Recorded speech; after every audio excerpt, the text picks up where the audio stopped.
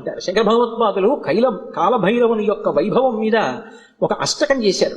దేవరాజ సేవ్యమాన భావనంగ్రి పంకజం వ్యాళ యజ్ఞ సూత్రం ఇందు శేఖరం కృపాకరం నారదాది యోగి బృంద వందితం దిగంబరం కాశికాపురాధినాథ కాల భైరవం భజే. నారదాది యోగి బృంద వందితం దిగంబరం అంటారు.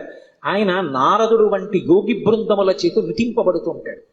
దేవరాజ సేవ్యమాన భావనాంగ్రి పంకజం. భావనాంగ్రి పంకజం, దేవరాజు అంటే ఇంద్రుడు, ఇంద్రాదుల చేత పూజింపబడేటటువంటి పాదపద్మములు కలిగినటువంటి వాడు. వ్యాళయజ్ఞ సూత్రం ఇందు శేఖరం కృపాకరం, ఆ చంద్రబింబాన్ని శుక్లపక్షంలో ఉండేటటువంటి తదియనాటి చంద్రరేఖని కొప్పులో ధరించి ఉంటాడు ఆయన. వ్యాళయజ్ఞ సూత్రం ఇందు శేఖరం కృపాకరం నారదాది యోగి బృంద వందితం దిగంబరం. ఆయన దిక్కులన్నీ ఆయనకి అంబరములై ఉంటాయి. ఆ దిక్కులు అంబరములై ఉన్న మీదట కొత్తగా ఇక వస్త్రాన్ని కట్టుకోడు, దిశములతో ఉంటాడు. అది ఒకటి. అసలు తెలుసుకోవలసిన రహస్యం వేరే ఉంటుంది. ఎప్పుడైనా మీరు శివాలయంలోకి వెళ్ళినప్పుడు కాలభైరవ దేవాలయానికి వెడితే బట్ట ఉండదు, ఆయన దిగంబరంగా నిలబడి ఉంటాడు. ఎందుకు అలా ఉంటాడు అంటే దానికి ఒక కారణం ఉంది.